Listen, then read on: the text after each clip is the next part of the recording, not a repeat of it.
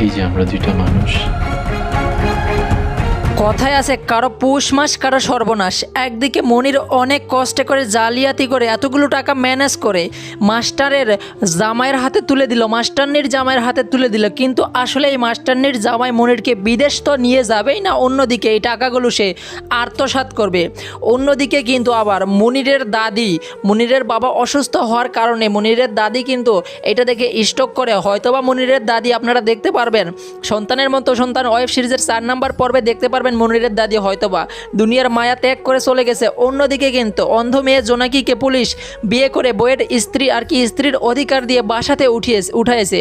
পুলিশের মা এখন এই অন্ধ মেয়ে জোনাকির সাথে কতই না অত্যাচার করবে এটাই দেখতে পারবেন সামনের পর্ব, অর্থাৎ এই সন্তানের মতো সন্তান ওয়েব সিরিজের 4 নম্বর পর্বটিতে। আজকের ভিডিওটি দেখলে জানতে পারবেন 4 নম্বর পর্বটি কবে আসবে, কি ঘটবে, সবার আগে কীভাবে দেখবেন।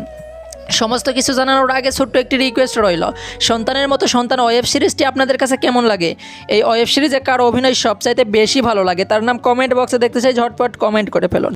অলরাইট গাইস, সাইমা কিন্তু অনেক ভালো একটা মেয়ে, আর সাইমা চাচ্ছিল না যে যেমনেই হোক তার সঙ্গে তো মনিরের বিয়ে হয়েছে, সাইমা চাচ্ছিল মনিরকে ভালো পথে ফিরিয়ে আনার জন্য, যার কারণেই কিন্তু সাইমার বাবা অনেক চেষ্টা করেও সাইমাকে এখান থেকে নিয়ে যেতে পারেনি, যার কারণে সাইমার বাবা অনেক শোকাহত। অন্যদিকে কিন্তু মনির এতটাই খারাপ যে কারো কথাই প্রাধান্য দিচ্ছিল না, এমনকি সাইমাকেও টাকার জন্য ফোর্স করে, সাইমার বাবাকেও টাকার জন্য ফোর্স করে, তারা তো কেউ টাকা দিচ্ছিল না। কিন্তু অবশেষে মনির যে টাকার ব্যবস্থা করলো, এই টাকা কে দিল এটাই কিন্তু জানতে পারবেন আপনারা 4 নম্বর পর্বে।